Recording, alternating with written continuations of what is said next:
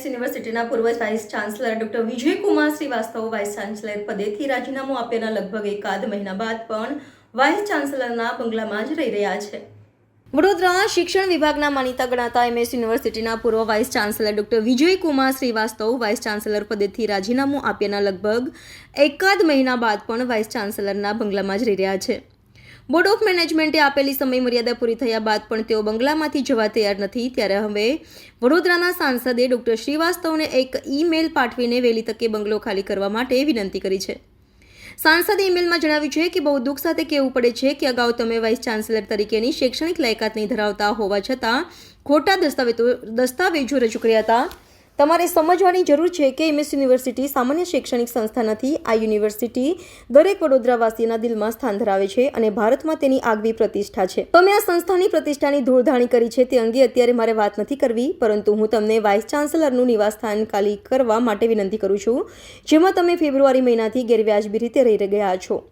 તમને જરૂર હોય તો વૈકલ્પિક રહેઠાણની વ્યવસ્થા કરી આપવા માટે હું તૈયાર છું, પરંતુ તમે ગેરકાયદેસર રીતે વીસી બંગલામાં રહેતા હોવાથી યુનિવર્સિટીનું તંત્ર પણ અટવાઈ રહ્યું છે. આશા છે કે તમે આ વાતને સમજી શકશો. દરમિયાન સાંસદે આ ઈમેલ રાજ્યના મુખ્યમંત્રી અને ઉચ્ચ શિક્ષણ મંત્રીને પણ મોકલી આપ્યો છે. શિક્ષણ આલમમાં ખળભળાટ મચી ગયો છે, કારણ કે ડોક્ટર શ્રીવાસ્તવ સામે બોલવાની હિંમત કોઈ કરી રહ્યું નથી, એટલે સુધી કે ડોક્ટર શ્રીવાસ્તવે બંગલા બહાર પોતાના નામની નેમપ્લેટ પણ હટાવી નથી અને incharge vice chancellor professor Dhanesh Patel કે રજિસ્ટ્રાર ડોક્ટર ચુડાસમા આ નેમ પ્લેટ હટાવતા પણ ગભરાઈ રહ્યા છે. મહારાજા સયાજીરાવ યુનિવર્સિટીના પૂર્વ વાઇસ ચાન્સલર કે જેઓએ જાન્યુઆરીમાં પોતાના પદ ઉપરથી રાજીનામું આપ્યું હતું અને એક નોર્મલ પ્રોસિજરના મુતાબિક એમને 1 મહિનો બોર્ડ ઓફ મેનેજમેન્ટ દ્વારા વીસી બંગલોમાં રહેવાની વૈકલ્પિક વ્યવસ્થા કરવા માટે છૂટ પણ આપવામાં આવી હતી. પરંતુ હજુ પણ એમના દ્વારા આ વીસી જે બંગલો છે એમનો કબજો છોડવામાં નથી આવ્યો અને એ માત્ર ત્યાં સુધી સીમિત હોય તો બરાબર છે, પરંતુ મહારાજા સયાજીરાવ યુનિવર્સિટીના જે સમગ્ર તંત્ર છે એનો જે વહીવટ છે એમાં પણ તેઓ હજુ એક નકારાત્મક પ્રભાવ પાડી રહ્યા છે.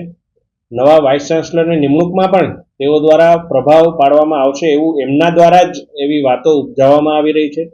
ત્યારે આ વાતમાં સરકારની છબી જ્યારે ખરડાઈ હોય, સરકારની છબી જ્યારે ખરડાતી હોય અને સરકારશ્રી તો એક ગુડવિલમાં એમને જ્યારે આ તક આપી હોય કે આપ નવું વૈકલ્પિક વ્યવસ્થા કરો ત્યાં સુધી અમે આપને ઘર અહીં રહેવા માટે આપીએ છીએ, ત્યારે સરકારનું જ જો ખરાબ દેખાતું હોય ત્યારે ના છૂટકે મારે એમને ઈમેલ કરવો પડ્યો છે. અને મેં એમને કહ્યું પણ છે કે પ્રજાના પ્રતિનિધિ તરીકે આપને જો કોઈ મકાન રહેવા માટે જો અત્યારે કોઈ વ્યવસ્થા કરવાની હોય તો એમાં પણ અમે આપને મદદ કરીશું, પરંતુ મહારાજા સયાજીરાવ યુનિવર્સિટીનું જે પ્રિમાઇસ છે એમણે આપણે શાલીનતાપૂર્વક છોડવું જોઈએ. આ બાબતે મારી પાસે પણ આ ફરિયાદ આવી છે. યુનિવર્સિટીના વહીવટ અર્થે બનાવેલા તમામ જે વોટ્સએપ ગ્રુપો છે એની અંદર પણ હજુ તેઓ એક્ઝિટ નથી થયા અને એક્ઝિટ ના થવાને કારણે જે અત્યારે ઇન્ચાર્જ વીસી છે તેઓ પણ મુક્તપણે પોતાનું કાર્ય કરી નથી રહ્યા એ બાબતનું યુનિવર્સિટીના ટીચિંગ અને નોન ટીચિંગ સ્ટાફ દ્વારા પણ મને રજૂઆત કરી. ઘણી બધી બાબતો છે કે જે યુનિવર્સિટીના વિકાસ માટે, વિદ્યાર્થીઓના વિકાસ માટે ખૂબ જ ચિંતાજનક છે.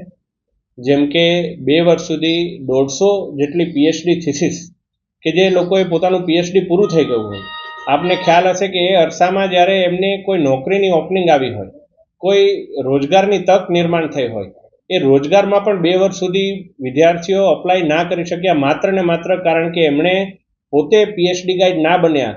એના ગુસ્સામાં એમણે 2 વર્ષ સુધી 150 પીએચડીની થીસીસ એમણે અટકાવી. સાથે સાથે ઘણા પુસ્તકો કે જેની ખરીદી 3 વર્ષ સુધી એમના દ્વારા કરવામાં ના આવી.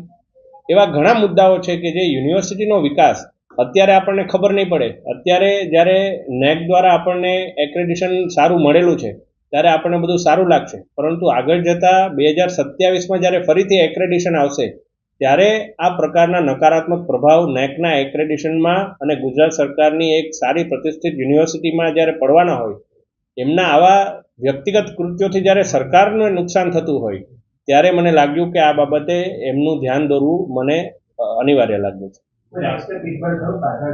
હું નથી માનતો કે કોઈ એવું રાજકીય પીઠબળ હોય. સરકારશ્રી હંમેશા નીતિ નિયમ મુજબ કાર્ય કરતી હોય છે. જો રાજકીય પીઠબળ જ હોય જો એમને પાર્ટીના કોઈ સરકારનું કોઈ એમનું પીઠબળ હોત તો અત્યારે ભારતીય જનતા પાર્ટીનો જ સાંસદ અહીંયા એમને આ પ્રકારની સલાહ ના આપતો.